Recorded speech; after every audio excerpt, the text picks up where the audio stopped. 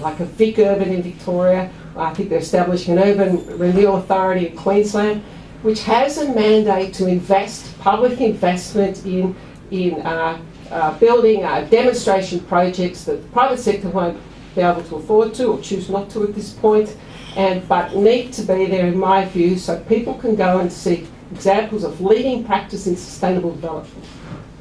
That won't happen unless there's some public intervention. I think we need some kind of vehicle to do that here, whether it's a partnership between public and private, to show leading practice in the built environment.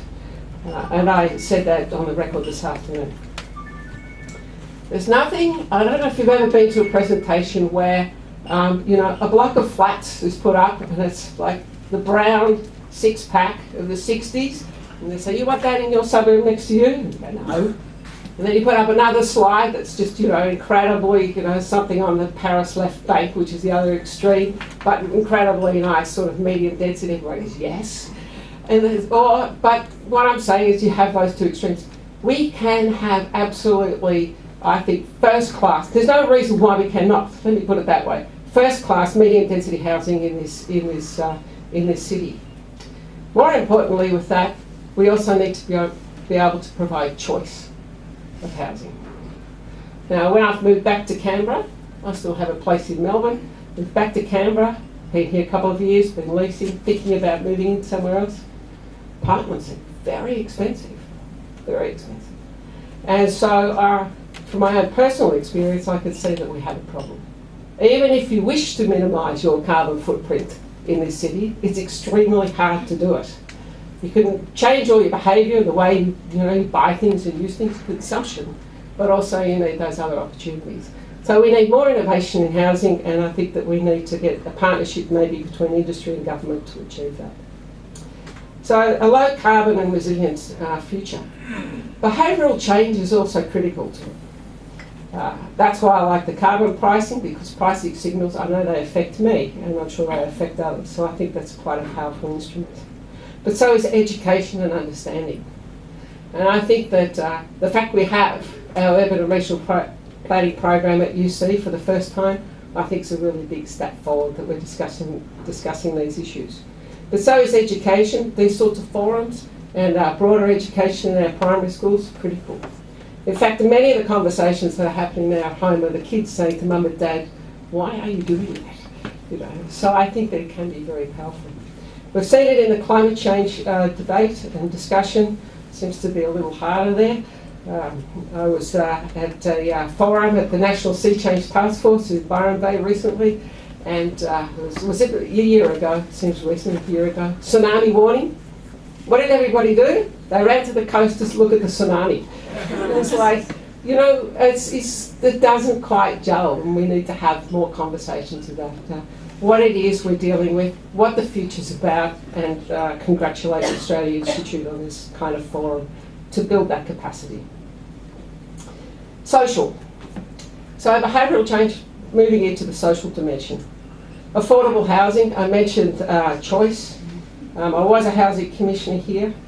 One of the really fine principles in Canberra, again jealously looked at from outside, and sometimes you don't realise when you've just been in Canberra how people look at some of these, favourably look at some of these elements in Canberra. The fact that we have a whole history in Canberra of locating public housing close to shops, close to services. Those with the least income having location, when I talk about location and access to services. When I moved from being a director of planning to a housing commissioner, I actually realised I had to think much more about planning in the second role because it was affecting people's lives immediately. And I guess I'm taking this opportunity to really urge whoever's running the ACT at any point, do not lose sight of that principle.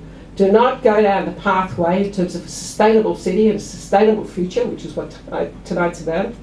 Do not go down the pathway of putting our people with the least means on the urban fringe of Canberra. And I've just started to see some of that happening if you drive around the edges of Canberra. And the principle that we had in Canberra, which I wish to see continue somehow in the future, and I'm back, I'm going to pursue this, is that every time we build a suburb, there's at least 10% public housing. regardless. And that's what we had for a long time. In fact, it was 12%. Transport I've mentioned. There is a fantastic opportunity now for Canberra, I think, to become an exemplar in the way we deal with public transport. Now, I've got a daughter that's turned 21. I think she's here somewhere tonight. She's at the back. Andy. Now, I'm not saying that Amanda doesn't like buses, but I know a lot of the kids don't.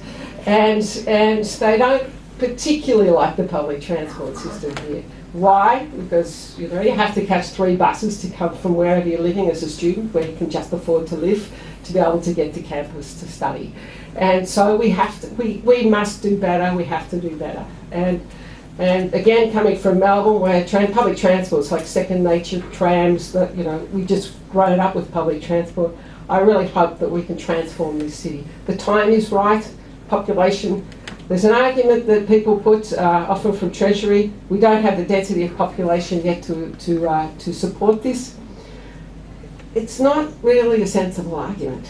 It's one, it doesn't look at the broad range of benefits, but 2, public transport has often been an instrument for leading development, for public investment in public transport to map out the pathway for future development. So an example would be light rail straight down Northbourne Avenue and increasing densities straight down Northbourne Avenue. And I think that if we can actually tie that to the fast rail and look at an integrated transport plan, then we'll be much better positioned for the future. The density issue, there is no place like Canberra that's better. We actually have nodes. We have town centres. We have concentrated nodes. We go from here to here, right? So that actually supports rapid transit between those centres. The fact that we've decided to build roads instead of rail is the public policy decision that we've made, but it doesn't have to be that way. So investing in public transport, I think, is an absolute priority. Just extending that, and I'll bring a couple of examples in that takes us into more of a regional context, because this is one of my main arguments tonight. We have come to a point in the ACT, I suspect some years ago, at least 5 years ago, where we have to stop trying to solve the problems of Canberra and talk about the planning of Canberra just within the ACT boundaries. It's a very artificial boundary.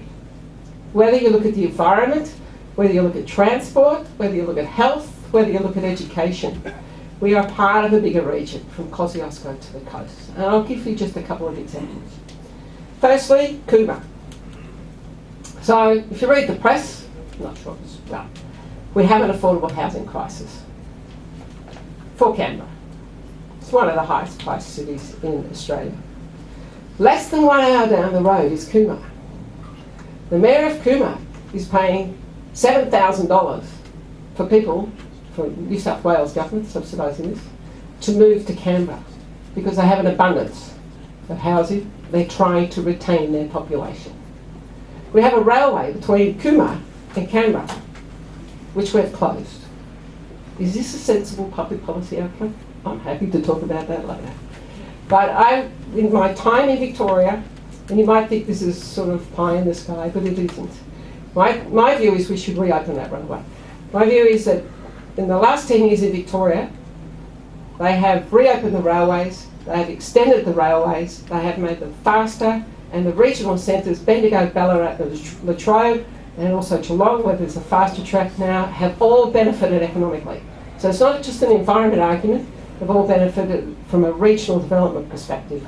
So I think that now is the time in this region for us to start thinking about these issues, these transport issues, on a much broader canvas. And I'll give you a second reason for that. We're also part of a region, the Prime Minister talks about a patchwork economy, I think we have a patchwork region. And we're nearly 100 years old, and again I think we can do better than where we are at today. And the example is Batemans Bay.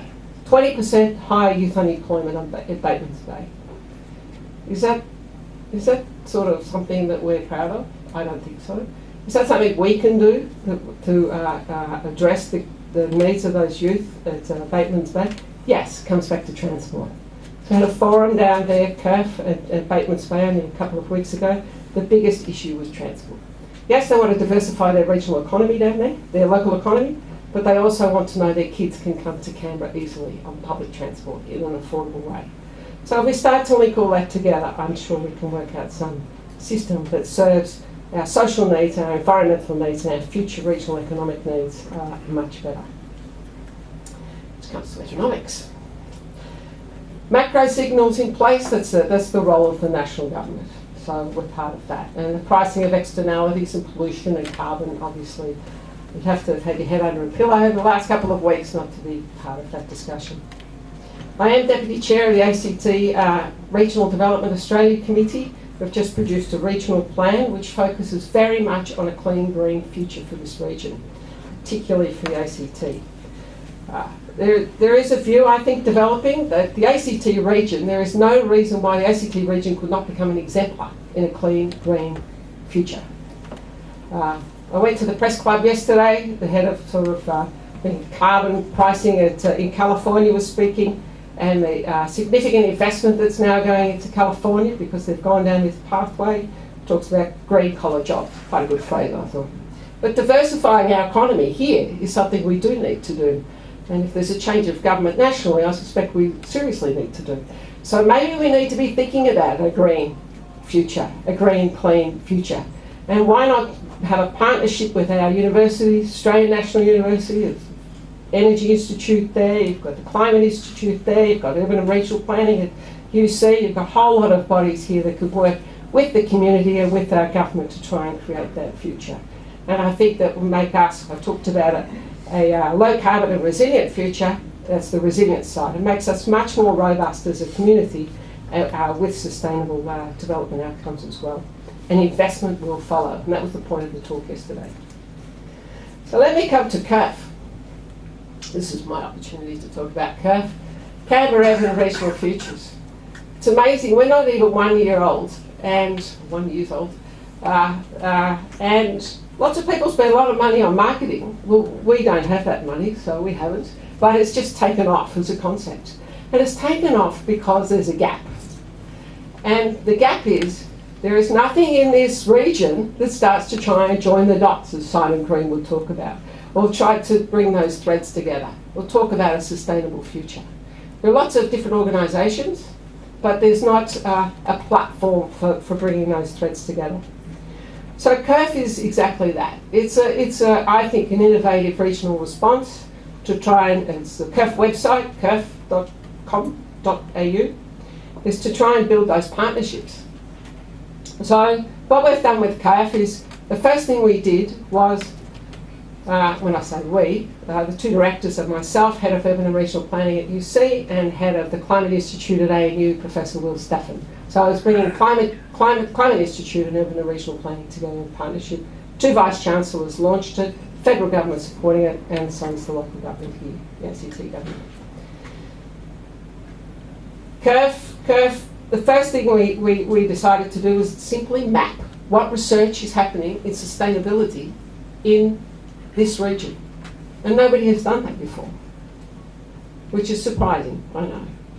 So at least you now can go to a website that's publicly available to all. This is all, everything we do is publicly available. I'm very committed to transparency and accountability, so probably in the public domain. You can go there now, and if you're involved in a campaign or if you want to know more about sustainability and research, you can go to the CURF website and look at what the cutting edge research is happening in both ANU and UC. Now ADFA's joined, University of Wollongong want to be part of it, CSIRO wants to be part of it, so we're building this research platform connecting that research information for your benefit, for our benefit, and hopefully to influence public policy as well. So that's the first thing we did. Second was to start some seminars. We've only had 4, but the last one was booked out at ANU. First one was the head of the Green Buildings Council, Romaline Nadeau, thank you, and who's a local. Second one by Will Staffen, the two co-directors. I did the third one, and Simon Caldwell will do the next one at UC. I think that the attendance of that, again, has confirmed an absolute thirst for this knowledge. And so, again, it's about sharing that knowledge. And then thirdly, I know I won't talk much more about CURF, but just thirdly, so it's not just about conversations and words, We have 2 projects we're focusing on. We're not a research institute, we're connecting research institutes. But there are 3 things that we wish to focus on. One is integration and synthesis. The second is on sort of transformation. And the third is around scenarios. What if it's a 2-degree world? What if it's a 4-degree world? That sort of thing. Which is a kind of value added on what traditional institutes do. So we have 2 projects. If you're interested, and I'm happy to talk about it later or over a drink later. First is around how do we transform like Northbourne Avenue we're taking. If we put a light rail in,